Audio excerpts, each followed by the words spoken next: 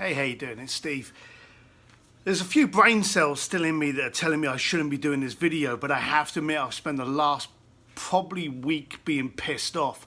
You see, I was in a coffee shop and there were two lads and they were chatting, and one of them was going to be getting into some kind of argument at school. It was a high school kind of situation. I was getting a coffee and he turned around and he said, look, are you going to get the camera ready? Are you going to be ready?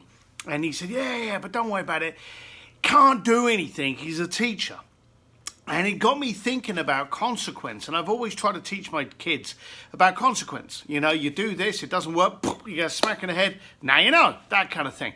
We're building a situation now in an environment where there's no consequence left. And if there's no consequence, there's no growth. And these two kids were talking in an environment where they know full well that they're going to be able to get confronted by the teacher. The teacher can't do anything. Now, we came from a period in life where you did something wrong, you got the ruler, you got the cane, you got a whip, whatever, and everyone's like, well, you can't do that with your kids now. Now we've got into a situation where you can't even scream at them, you can't even tell them off, you can't hurt that sensitivity, okay?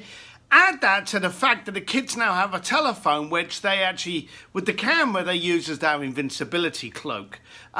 You can't possibly do anything to me because I'm holding up a phone and I can video you and it'll go on YouTube 3 seconds later. That's what's going on. And that bothered me. And I was hearing this conversation, how adamantly he wanted to make sure that it was being videoed so he could get some views, he could get some content out of it, and he couldn't possibly be in the wrong, even though he probably was having that mindset to go into the conversation with. Then something actually propelled it 30,000 times worse.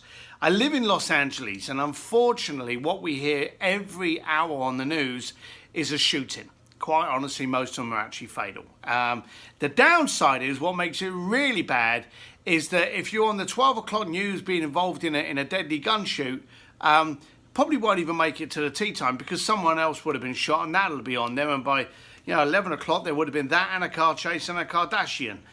So there'll be something. It never stays the news for long. But one of the dads of a lethal shooting was being interviewed, and there was a gun chase, and there was the suspect had come from some robbery or something like that, and there was a gun chase. A car chase. He got out of the car, went to make a run for it. The police came out, pulled out their guns, bang bang.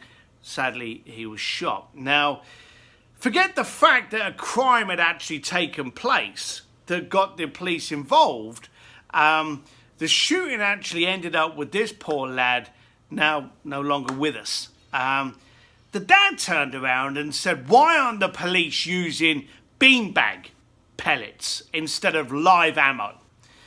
Let me tell you why. Because if you've just done something bad and you know the consequence is going to be you're going to be shot with a beanbag, do you really give a shit? Because you ain't going to hold up a jewellery store with a beanbag gun.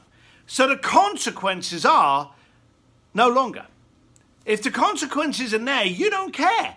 The kids aren't going to worry about, oh God, the repercussions of me not getting my homework going to be this, going to be that, going to be that. Because they're immune to it now. As entrepreneurs, we know quite simply that if we don't do the work, the lights don't stay on. If we don't get that contract and it worked to be able to do it again and again, we can't pay the mortgage. We can't feed our kids. Entrepreneurs are faced with consequences, and we're being taught in a community now, just like communication is being diluted, consequences are being diluted. And I don't think that's acceptable. I actually say, bring back the consequence. I love the great philosopher Mike Tyson, where he says everyone's got a plan until they get a punch in the head. That's a consequence. From those consequences, we can actually grow. I want you to actually, with your kids, with your family, with your team, with your staff, with your environment, with your vendors, with your clients, whatever, teach them the consequence. If we don't get this done by then, it's not going to be done, and I'm going to withdraw the offer. I'm not going to do that work. That contract's going to go up by tenfold. Start bringing consequences back in, and understand, without a consequence, there's no growth. Now, I'm sorry it started dark, but it's actually been pissing me off for a while.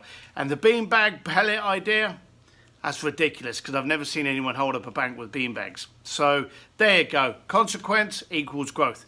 Thank you very much, and thanks for putting up with me moaning, ranting, however you like. Subscribe, sign up, ignore, tell your friends, don't tell anyone, do what you like. All the best, but do bring in consequences. Bye.